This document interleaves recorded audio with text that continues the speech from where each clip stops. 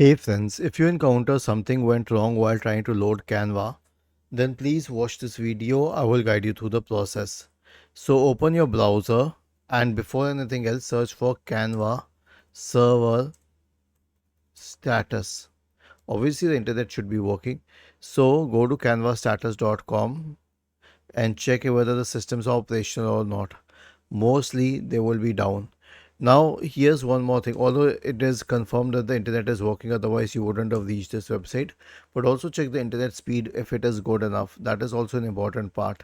And lastly, just clear the cache and cookie. So click on these three dots at the top right corner, select history, click on the bin symbol here, change the time range to all time, and click on clear now. Was this helpful? If yes, then please subscribe to the channel. If not, then let us know in the comment section of the video on how we could help you further. Thank you for watching this video and have a nice day.